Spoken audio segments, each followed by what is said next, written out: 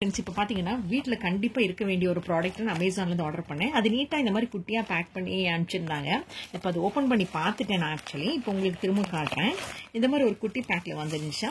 அதில் பார்த்தீங்கன்னா இந்த மாதிரி பபுள் ரேப் கவரில் போட்டுருந்துச்சு. இந்த பபுள் ரேப் கவர் வந்த உடனே நம்ம என்ன பண்ணுவோம், இப்படி நல்லா பாம்ப் பண்ணி பண்ணுவோம் இல்லைங்களா. நீங்கள் இந்த மாதிரி எத்தனை பேர் இதில் பாம்ப் பண்ணி விளையாடுவீங்கன்னு சொல்லுங்கள். எனக்கு இது ரொம்ப பிடிக்கும். கமெண்ட் செக்ஷனில் மறக்காமல் சொல்லுங்கள். எனக்கு ரொம்ப பபுள் ரேப் ரொம்ப பிடிச்சிருந்தும் அதை வந்து நான் நல்லா இப்படி பாம்ப் பண்ணி விளையாடிட்டு இருப்பேன். ஸோ இதில் பார்த்தீங்கன்னா இது என்னங்கிறது இப்போ உங்களுக்கு நான் ரிவீல் பண்ணுறேன். இது என்னன்னு பார்த்தீங்கன்னா ஒரு சீலிங் மிஷின் தான் இது. இது பார்த்தீங்கன்னா எப்படிலாம் யூஸ் பண்ணணும், ஈவன் ஃப்ரீசரில் கூட யூஸ் பண்ணலாம். சால்ட்டி பேக் இது எல்லாமே எப்படி போடணும், எப்படி இன்ஸ்ட்ரக்ஷன்ஸ் எல்லாமே இதில் நீட்டாக கொடுத்துருக்காங்க. இது ஓப்பன் பண்ணி காட்டுறேன். இது பார்த்தீங்கன்னா இந்த மாதிரி இருக்கும்.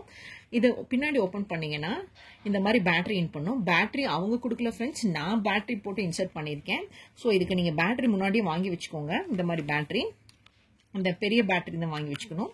ஸோ இப்போ இது எப்படி செல் பண்ணுறதுங்கிறது இந்த அமேசான் கவர்லேயே டெஸ்ட் பண்ணிடலாம். இப்போ இது ஓப்பன் பண்ணி வச்சுருக்கேன். இப்போ பார்த்தீங்கன்னா இது எப்படி சீல் ஆகுதுங்கிறது உங்களுக்கு காட்டுறேன். நம்ம பொதுவாக இந்த மாதிரி தால் பாக்கெட்ஸோ இந்த மாதிரி சிப்ஸ் பாக்கெட்ஸோ இப்போ வாங்கும்போது ட்ராவல் பண்ணும்போதெல்லாம் கண்டிப்பாக இது யூஸ்ஃபுல்லாக இருக்கும். இப்போ இதை நான் சீல் பண்ணி காட்டுறேன் பாருங்களேன்.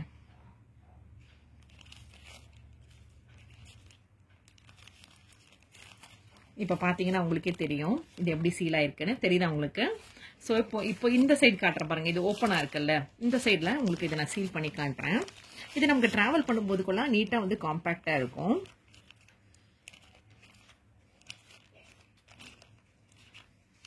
இப்போ பாருங்க, இது இந்த இடத்துல ஓப்பனாக இருந்தது. இப்போ நான் திரும்ப உங்களுக்கு காட்டுறேன். நான் சரியாக ப்ரெஸ் பண்ணல. இப்போ நான் ப்ரெஸ் பண்ணி காட்டுறேன் உங்களுக்கு.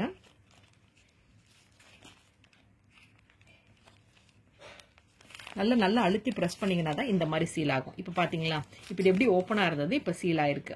ஸோ கண்டிப்பாக இந்த மாதிரி ஒரு சீலிங் மிஷின் நம்ம வீட்டில் இருக்க வேண்டிய பொருள்னே சொல்லுவேன்.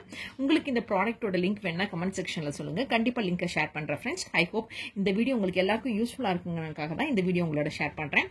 பிடிச்சதுன்னா மறக்காம இந்த வீடியோக்கு கண்டிப்பாக ஒரு குட்டி லைக் கொடுங்க, ஷேர் பண்ணுங்கள்.